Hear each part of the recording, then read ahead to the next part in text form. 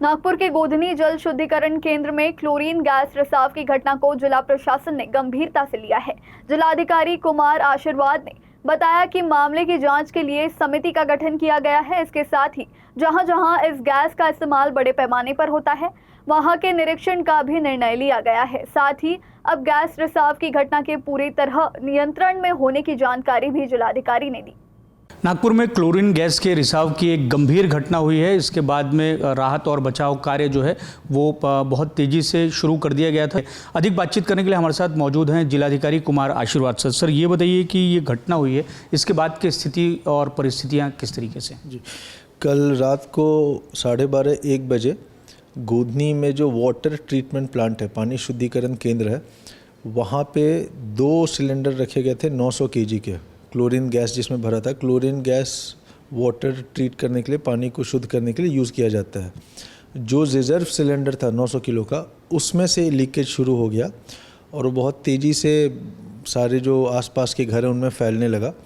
वहाँ पे जो रहिवासी हैं, जो घर में रह रहे थे लोग, उनको जब एक बार ब्रीदिंग में प्रॉब्लम आया, आइज़ में स्टिंगिंग है, तो सब लोग बाहर निकले और उस एरिया से दूर हुए।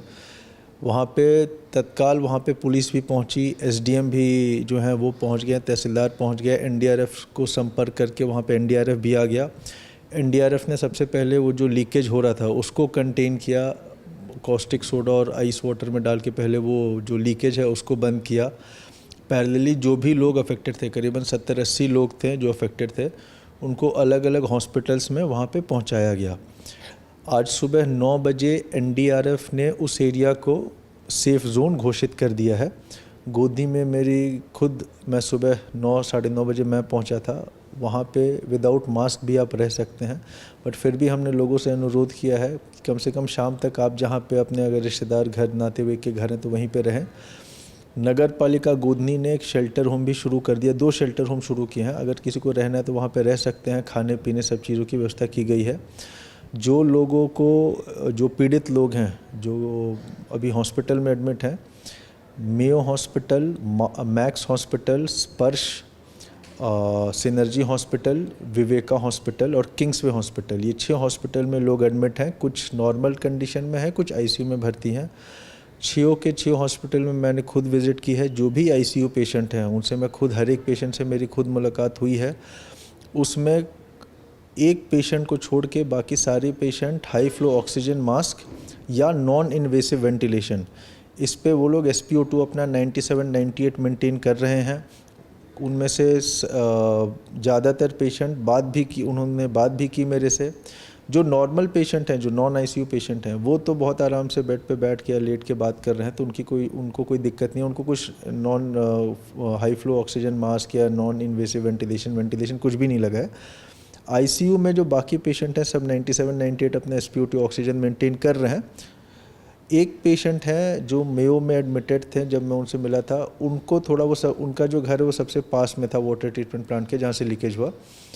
उनको अभी हमने किंग्सवे कैंप में जस्ट अभी हमने शिफ्ट किया है। किंग्सवे कैंप में एक्मो मशीन होती है जो बेसिकली आर्टिफिशियल लंग्स जैसा काम करती है, उस पर उनका ट्रीटमेंट अभी शुरू कर दिया गया है। सो एक ही पेशेंट है जो सीरियस है, जिनको मेयो से किंग्सवे हॉस्पिटल में शिफ्ट किया गया। बाकी जो भी पेशेंट आईसीयू में, उनकी स्थिति अभी स्टेबल है। लेकिन जो डॉक्टर से मेरी बात हुई, क्लोरीन गैस ऐसा होता है कि वो लिपिड में रहता है और वो धीरे धीरे ब्लड स्ट्रीम में रिलीज़ होता है।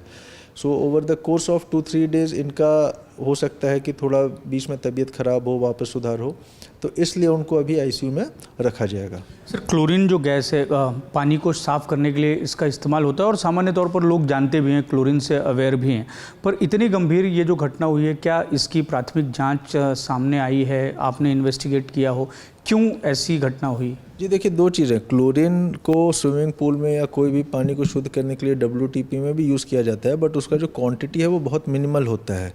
स्विमिंग पूल में क्लोरीन गैस भी नहीं, क्लोरीन पाउडर यूज़ किया जाता है। अब ये जो लीकेज हुआ, अगर आप वीडियो देखेंगे तो बहुत पूरा का पूरा वो जो क्लोरीन गैस था मेजर ये निकल रहा था। फॉर्चुनेटली एक अच्छी चीज़ थी कि उस समय बारिश का माहौल था, थोड़ा ठंडा था, इसलिए वो गैस फैला नहीं, वो ज़मीन से नीचे सट के ही रहा था। अब इसमें 2 चीज़ें हैं। सबसे पहले तो तुरंत हमने आज सुबह ही एक समिति गठित की है कि इसमें ये देखने के लिए कि किसी का दोष है क्या इसमें, क्योंकि जो लीकेज हुआ है वो खुद से हुआ है, इसका मतलब वो जो सिलेंडर था वो कोरोडेड था, उसमें कुछ तकनीकी खराबी होगी।